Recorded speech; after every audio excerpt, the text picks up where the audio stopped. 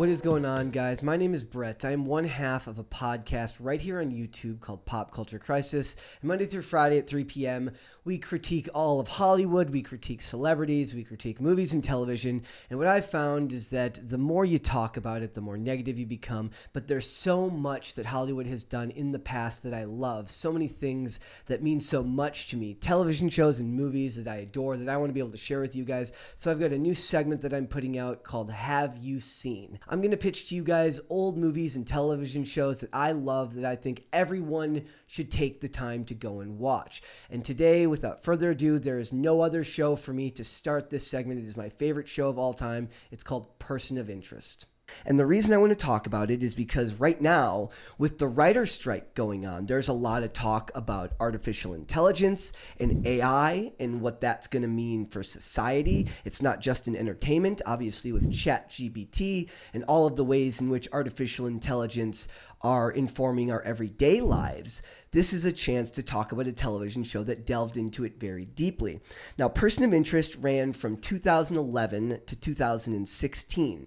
It was produced by J.J. Abrams, which is why whenever everybody craps all over J.J. Abrams, as right as they may be on most of those accounts, I will always reference Person of Interest as the saving grace producer-wise, along with Alias as things that I find to be truly amazing pieces of entertainment. So it was produced by J.J. Abrams. The showrunner was none other than Jonathan Nolan. Yes, that in fact is Christopher Nolan's brother. He went on to do Westworld after this, and obviously he works with Christopher Nolan in a lot of productions. It stars Jim Caviezel from Passion of the Christ. He stars as John Reese. He's a former Special Forces operator who gets disillusioned with the military and the world of espionage and goes underground. And essentially, when he's found by our second main character, which is Michael Emerson's character, Harold Finch, John Reese is essentially looking for a way to unalive himself because he is so distraught with the loss of the love of his life.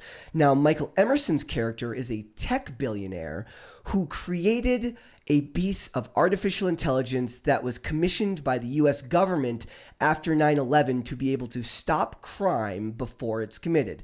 The machine is able to detect patterns of behavior and give the government a nudge to look here. This is where you want to look. A crime could be committed here. And the show takes place because after handing over the machine to the government, Harold Finch realizes that he's put it in the hands of perhaps the most corrupt people in the world, and he wants a backdoor into the machine so that he can access it, so that he can help people, because the machine categorizes everything into relevant and non-relevant numbers, meaning majorly relevant numbers would be victims of terrorist attacks, and all of the non-relevant numbers are just the hapless everyday bystanders who may be the victim of a violent crime.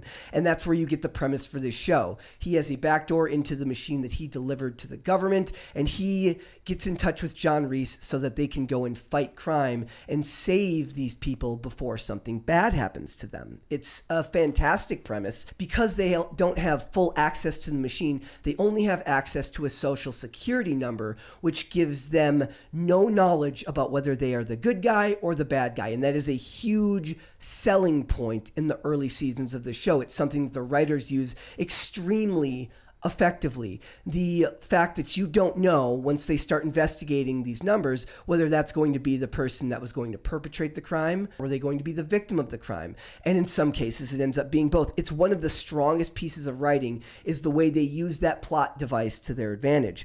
It also has Detective Joss Carter, portrayed by Taraji P. Henson. She is a foil for John Reese early on. She's an extremely dogged and determined cop looking to bring the man in the suit in for all of the crimes he's committing while working as a vigilante, and Kevin Chapman as Detective Lionel Fusco, who plays a corrupt cop who goes through one of my absolute favorite character arcs of all time. Kevin Chapman is an actor that brings this amazing everyman quality to all of the roles he's in, and he uses that very effectively in this show. It also comes to star Amy Acker and Sarah Shahi, Amy Acker obviously being from the world of Joss Whedon, and Sarah Shahi, who was also in Alias in the early seasons and was in The L Word and a bunch of other stuff. She's she was in a show called Life that I really love too, with Damian Lewis.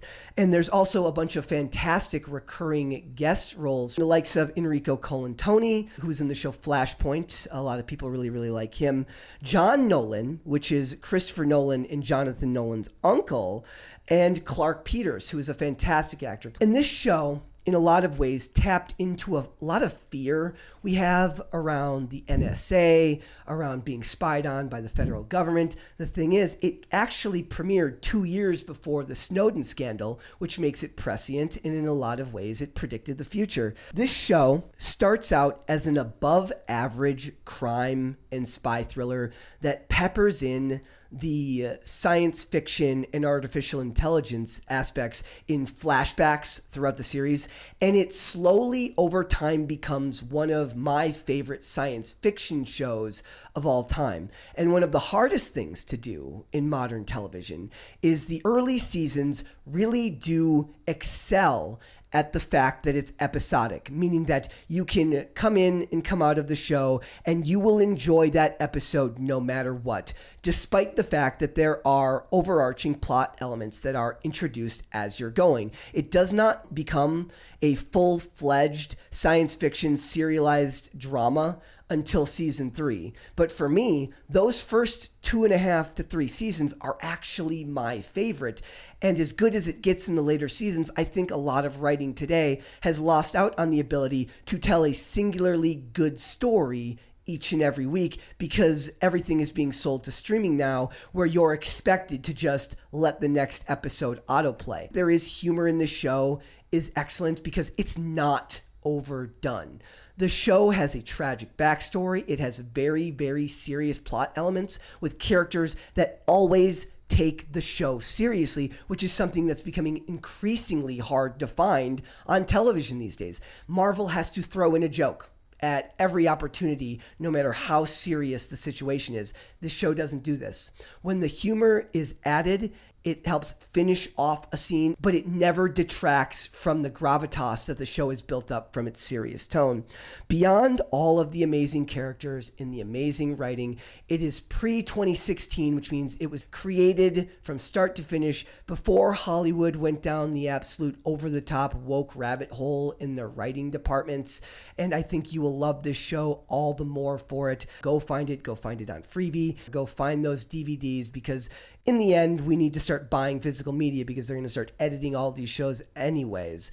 Go out, find Person of Interest. I can't recommend it enough. If you want me to do more of these, I will do more of these Have You Seen segments. See you soon, guys. Thanks for watching. Listen to full episodes of Pop Culture Crisis on Spotify. Keep up with us on social media and make sure you subscribe and ring that bell so you never miss the show. Bye, guys.